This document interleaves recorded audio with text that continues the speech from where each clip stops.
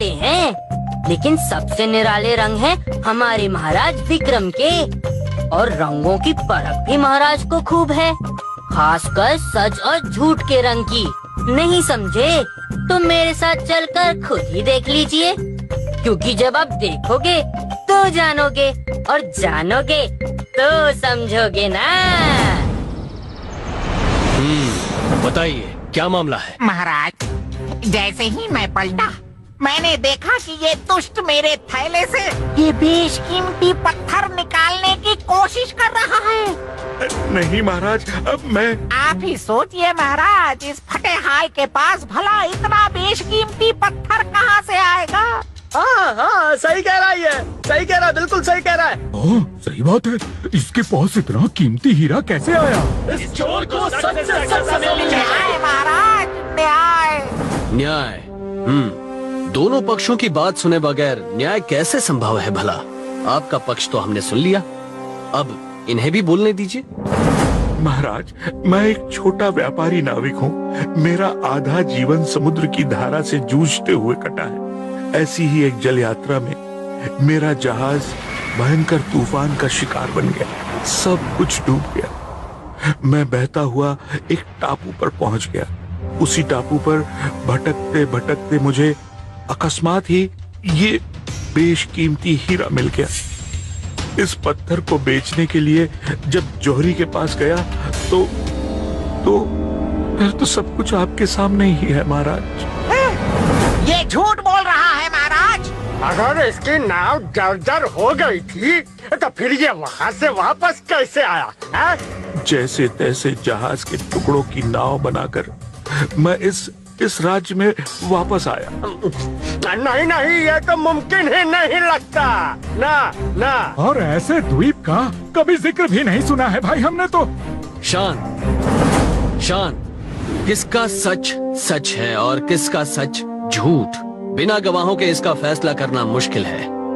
इस सुनवाई को यहीं रोकते हुए मैं आप सबको विश्वास दिलाता हूं कि न्याय का फैसला होगा, पर ठीक 5 दिन बाद। तब तक के लिए जौहरी अपने घर वापस जाए और नाविक को महल में ही नजरबंद रखा जाए, और आप सभी निश्चिंत होकर अपने घर वापस जाएं। महाराज की जय हो। क्षमा कीजिए महाराज, पर उस नाविक को महल में रखने की क्या जरूरत है? आपने उसे कारागार में क्यों नहीं बंद किया? मुंजा, उसका जुर्म अभी साबित नहीं हुआ है और उसे छोड़ भी नहीं सकते क्योंकि वो भाग सकता है। इसलिए मैंने उसे महल में नजरबंद रखने का आदेश दिया। पर महाराज, आप निर्णय तक कैसे पहुंचेंगे? हमें उसी टापू पर जाना होगा जहाँ से ये सब शुरू हुआ। उस नाविक से टापू का पता मालूम करो। जी महाराज।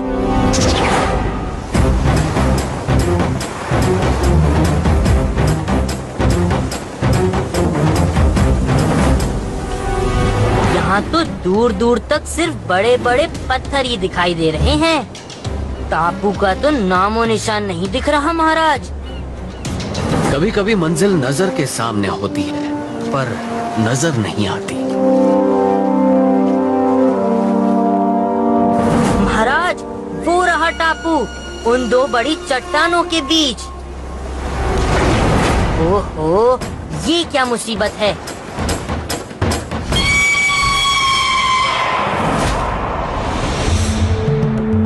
ये क्या कर रहे हो तुम?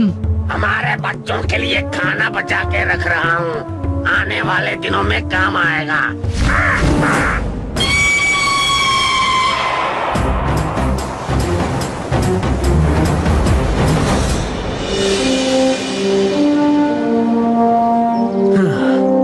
इसको वापस समंदर में खींचना काफी मुश्किल होगा मुंजा।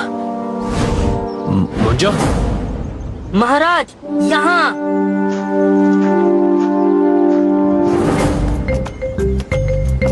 देखिए महाराज, मुझे क्या मिला। वाह मुंजा, तुमने इतनी जल्दी भोजन का प्रबंध भी कर लिया। वो क्या है ना महाराज, समुद्र में तैरते तैरते पेट में चूहे कुश्ती लड़ने लगे थे। महाराज,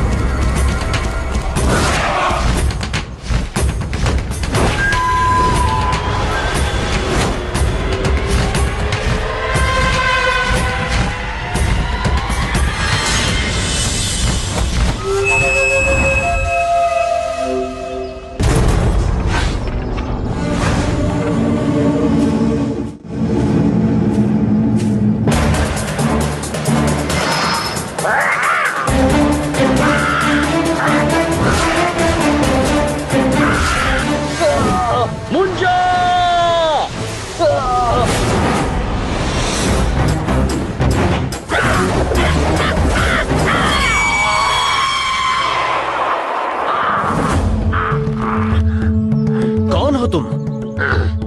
ये सवाल तुम मुझे पूछना चाहिए। कौन हो तुम और यहाँ क्यों आए हो?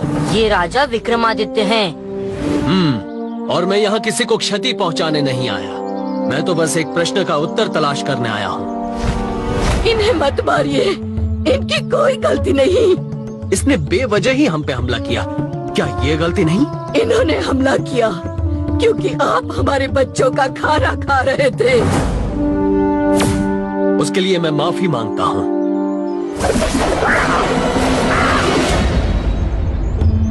लेकिन आप यहाँ किस प्रश्न का उत्तर ढूंढने आए हैं? वो पत्थर आपको कहाँ से मिला? वो पत्थर तो हमें उस गुफा में मिला था।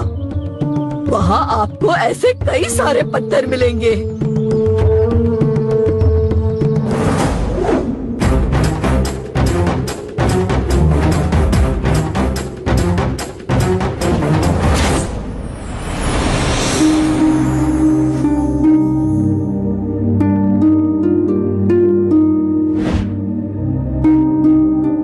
अद्भुत, फैसला हो गया मुंजा। अब हम वापस जाकर अपनी प्रजा को हमारा निर्णय सुना सकते हैं। फैसला तो तब सुनाएंगे ना जब यहाँ से बचकर जिंदा वापस जा पाएंगे। ऐसा क्यों कह रहे हो मुंजा? हमारे पैर के नीचे की जमीन असल में भाप और धूल की परत है, जिसमें किसी भी वक्त दरार पड़ सकती है।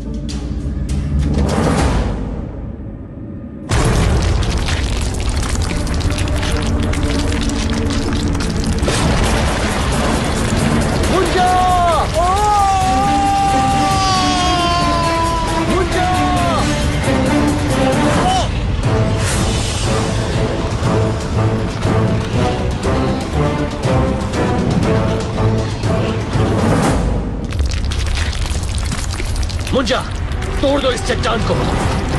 आप अपने सितारे से प्रहार कीजिए। जल्दी महाराज।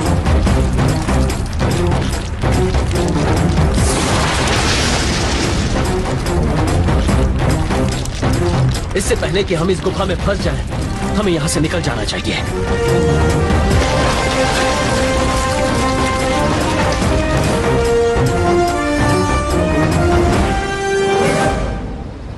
हम बच तो गए मुंजा, पर साबित कैसे करेंगे कि इस टापू पर सच में बेशकीमती पत्थर थे? महाराज, इसे ले जाइए। पर ये इंसानों के लिए ये बेशकीमती होगा महाराज, पर हमारे लिए जैसे ये पेड़ पौधे और पहाड़ है, वैसे ही ये पत्थर है। कुदरत की एक और निशानी।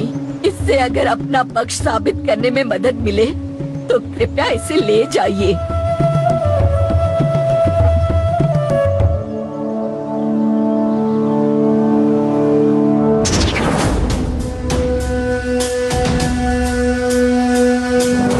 खेल तो तुमने अच्छा रचाया था जौहरी, पर तुम ये भूल गए कि ये महाराज विक्रमादित्य की नगरी है और यहाँ अन्याय के लिए कोई जगह नहीं है।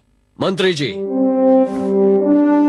इस जौहरी को भारी दंड दिया जाए और इस बहादुर नाविक को इनाम के तौर पर एक सोने से भरी थैली दी जाए, और हाँ, वो दूसरा हीरा भी। महाराज विक्रमादित्य की जय हो। दोस्तों, सच को चाहे जितनी भी गहराई में छुपा लो, वो आखिर में ऊपर ही आ जाता है। इसलिए हमेशा सच का साथ दो और झूठ की लालच से बचो।